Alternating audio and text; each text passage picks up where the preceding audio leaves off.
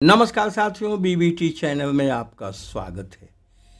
जहां एक तरफ समाजवादी पार्टी आजमगढ़ रामपुर उपचुनाव हार के बाद गम में डूबी है, वहीं उसके सहयोगी ओम प्रकाश राजभर समाजवादी पार्टी के मुखिया को नसीहत दर नसीहत देते जा रहे हैं। दूसरी तरफ भारतीय जनता पार्टी दोनों सीटें जीतने के बाद उत्साहित है और आज उसने लखनऊ में प्रदेश कार्यालय में आगे की 2024 की रणनीति बनाना शुरू कर दिया है।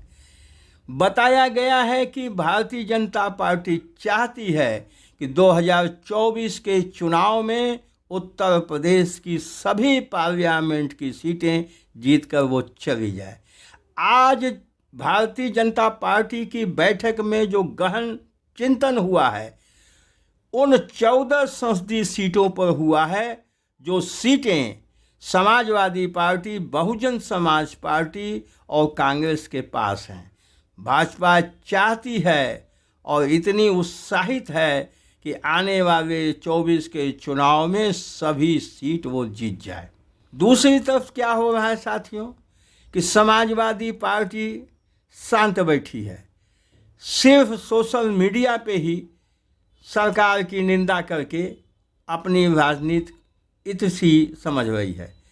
तीसरी तरफ उसके सहयोगी ओम प्रकाश राजभर वो समाजवादी पार्टी के मुखिया अखिलेश यादव की ही निंदा करके उनको ही नसीहत देके इस हार का ठीकरा उनके सिर पे फोड़ रहे हैं।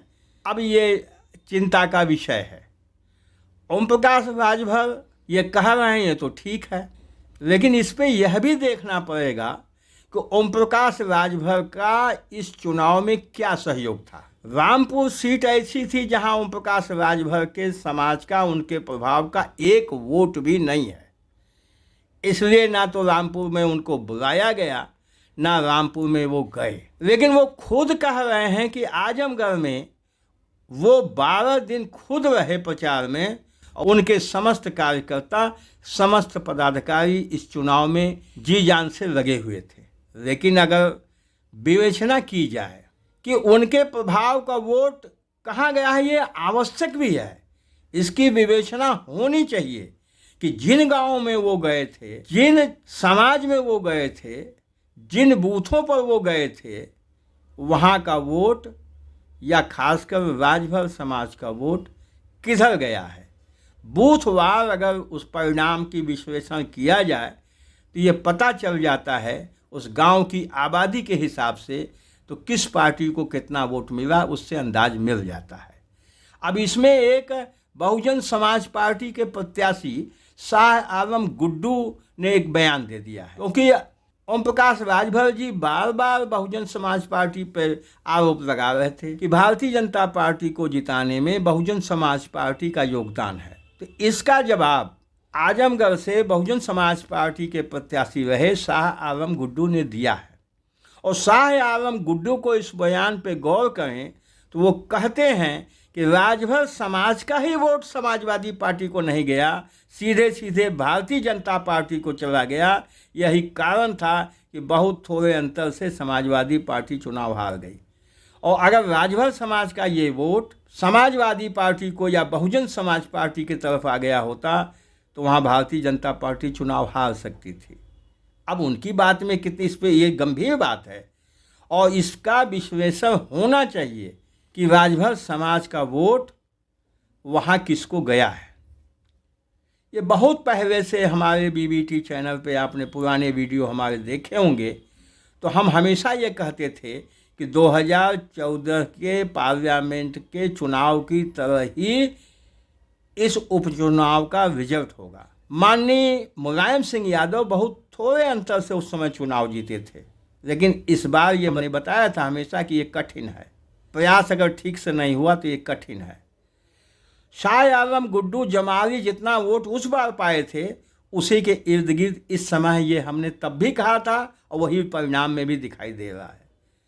समाजवादी पार्टी के प्रयास में कमी, प्रत्याशी के प्रयास में तो कमी नहीं कर सकते आप, लेकिन उनके मिसमैनेजमेंट से यह चुनाव आजमगढ़ का लूज हुआ है। दूसरी तरफ समाजवादी पार्टी की सबसे बड़ी कमी ये है कि जब चुनाव सर पे आ गया और दाखिले का दिन आ गया तब उन्होंने अपना प्रत्याशी घोषित किया। भारतीय जनता पार्टी हमेशा चिंतन में रहती है।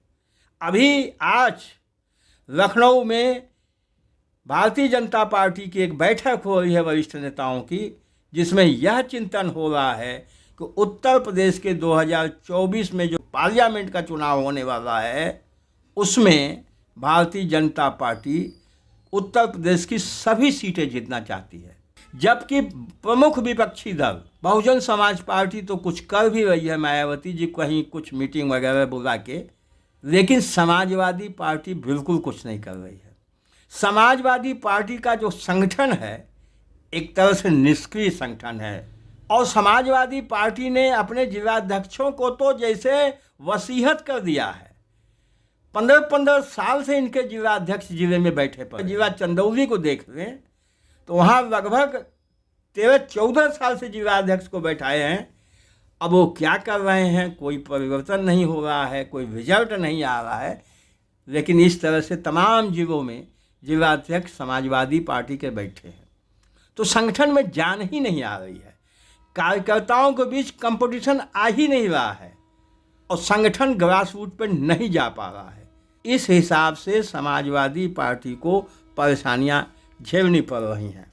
सुहलदेव भारतीय समाज पार्टी के अध्यक्ष ओम प्रकाश राजभर जी जो नसीहत बार बार अखिलेश यादव जी को दे रहे हैं, इस नसीहत के पीछे कुछ और तो नहीं है। क्या वो ये चाह रहे हैं कि समाजवादी पार्टी के मुखिया अपनी तरफ से उनसे संबंध विच्छेद कर रहे हैं, फिर वो फ्री हो जाए, या सचमुच की नसीहत दे रहे हैं? तो आप एक राजनीतिक पार्टी हैं, वो बड़ी आपसे राजनीतिक पार्टी हैं, उनका खुद का चिंतन है, खुद का सिद्धांत है, खुद का वसूल है, तो वो अपने हिसाब से कर रहे हैं, उनका कैंडिडेट आ रहा है, चिंता आपको इतनी ज़्यादा हो रही है। इसके पीछे कुछ राजनीतिक जानकार जो हैं वो कारण ढूंढ रहे हैं। इसकी वजह क्या है कि ओम प्रकाश राजभर आजकल हमलावर हैं।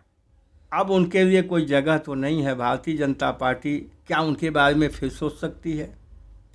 क्या ओम प्रकाश राजभर अपना कोई अलग रास्ता तलाश कर सकते हैं?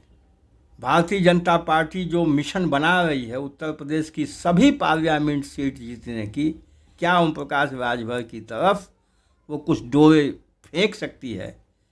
ये सारी बातें हैं साथियों, ये तो समय आने पे ही पता चलेगा। एक चिंतन था आपके सामने रखा है। बस साथियों, इस वीडियो में इतना ही। वीडियो अच्छा लगे लाइक करिएगा, शेयर करिएगा। हमारे चैनल पे मेहमान हैं, फर्स्ट टाइम आए हैं, सब्सक्राइब अवश्य कर लीजिएगा। Thank you very much.